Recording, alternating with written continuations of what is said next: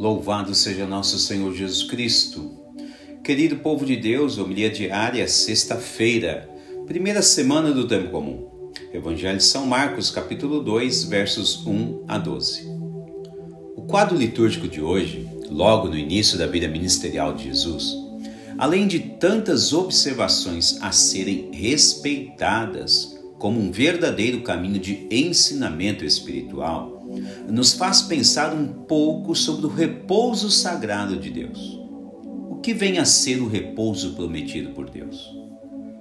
Podemos facilmente linkar este pensamento com a criação do mundo, onde Deus, ao terminar a obra da criação, repousou no sétimo dia, exprimindo assim que antes do repouso prometido por Deus a todos os seus filhos, deve haver um percurso a ser trilhado e ninguém deve ficar para trás, como aconteceu em algumas etapas na história veterotestamentária, onde os filhos da promessa, por vezes, vacilaram com alguns propósitos.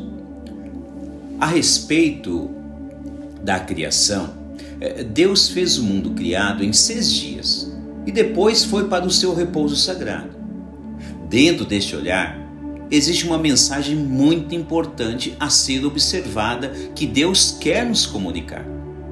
A partir da ótica criacional, percebam que é necessário que todos os filhos e filhas entendam o quanto é importante que haja esforço por parte de cada pessoa, a fim de que todos façam parte das promessas divinas e ninguém perca o repouso sagrado que Deus promete. Já imaginou isso? Poder repousar em Deus. Como isso deve ser maravilhoso.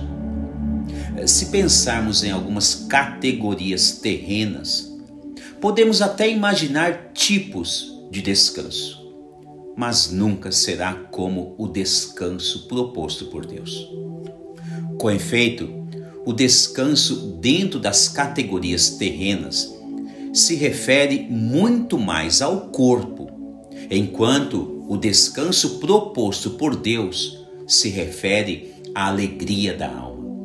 A nossa alma busca descanso em Deus. O Salmo 41 diz assim: a minha alma tem sede de Deus, do Deus vivo. Quando voltarei a ver a face de Deus? Salmo 41, 3. Certamente é o que Jesus insinua no Evangelho de hoje. Mesmo que o cenário evangélico enfatize a cura de um paralítico, com 4 homens se esforçando demais, e que é muito importante para o nosso aprendizado, sem dúvida alguma. Mesmo assim, um outro foco proposto é a cura da alma. Notem que, em primeiro lugar, Jesus concede o perdão ao paralítico. Esta ação de Jesus enfatiza realmente a sua missão primária, que é levar um verdadeiro refrigério à alma do pecador, que somos todos nós.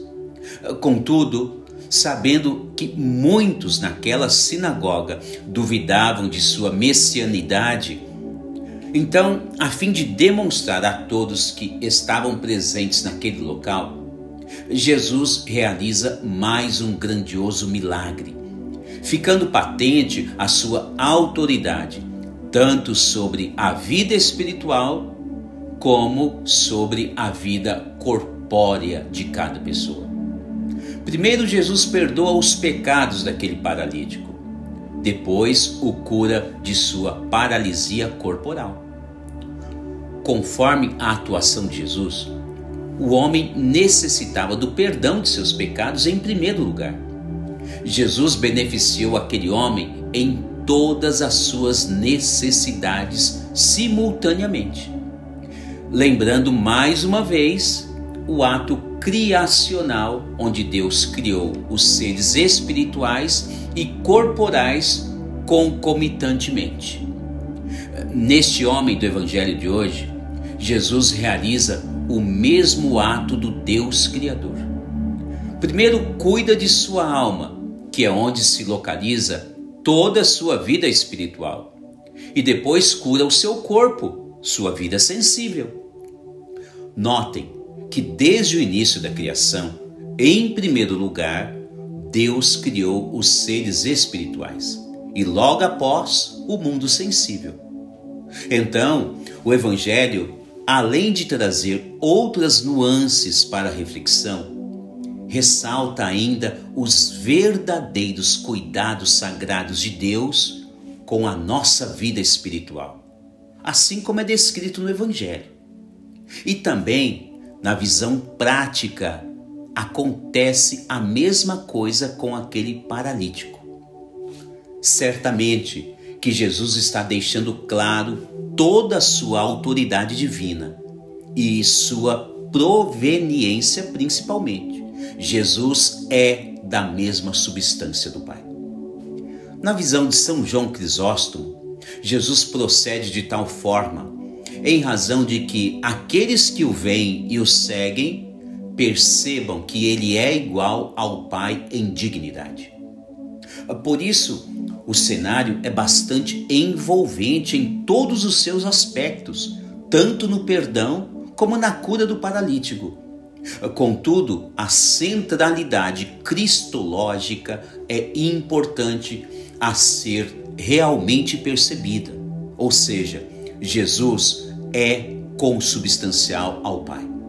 Portanto, além de todos esses detalhes importantíssimos, Jesus tem autoridade sobre o mundo sensível e o mundo corpóreo.